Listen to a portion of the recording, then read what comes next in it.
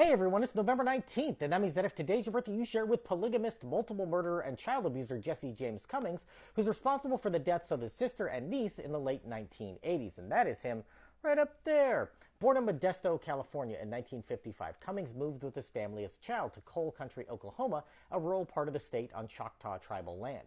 The population of the entire county stands at just under 6,000 residents, and he entered a string of relationships with women in the community. Before one would end, he'd start another, and women frequently entered his life as he moved throughout the South, spending time in Arkansas before returning to Oklahoma. He got married to a 15-year-old girl when he was 18, but he didn't last, and they divorced after he impregnated another woman. Cummings worked as a truck driver until a bout with lymphoma and multiple eye surgeries for glaucoma made it impossible for him to continue. He still managed to find not one, but two wives who were both seemingly happy in their throuple relationship. By the late 1980s, he was living in a small home without running water rented for $25 a month. Also living in these horrid conditions were his father, two wives, and children from each woman, while his half-sister lived nearby. In 1991, he reported his sister and her daughter missing, with a large manhunt ensuing. Soon his sister was found shot dead near Atoka Lake, and a month later the skeletal remains of his 11-year-old niece were discovered stabbed to death in Choctaw County. His father died shortly afterward, never knowing the truth about what happened.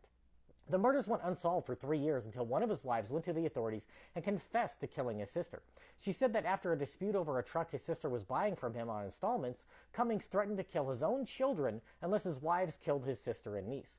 He planned the murders, ordering one of his wives to take his sister to look at some vacant homes while he was out of town and shoot her in the back of the head. She did take the victim to look at some houses, but got cold feet, and when they returned, his other wife killed his sister. They cleaned up, locked his niece in the back room, and one went to work at Dairy Queen while the other waited for Cummings to return home. The three carried out the dead woman to his truck, dumping her body in Atoka Lake. When they got back to the house, he sexually assaulted his niece in front of his two wives before bringing the girl out to his car and driving her to meet her mama. After a long drive into desolate Oklahoma Indian country, Cummings stabbed the girl and left her body by a bridge.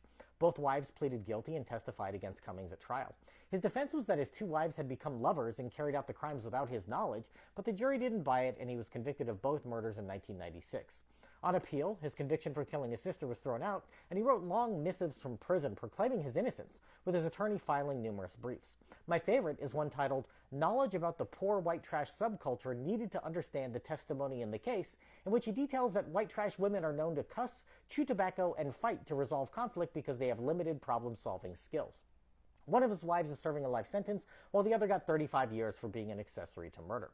Cummings was sent to death row and was executed in 2008 after a final meal consisting of a bucket of KFC chicken, 8 additional drumsticks, and a chocolate milkshake. If this is your birthday, I hope you have a great day. Leave me a comment so I can wish you a happy birthday. If you know someone whose birthday it is today, send them this video so they can find out all about their birthday twin. And to Jesse James Cummings, I say, happy birthday, you bastard.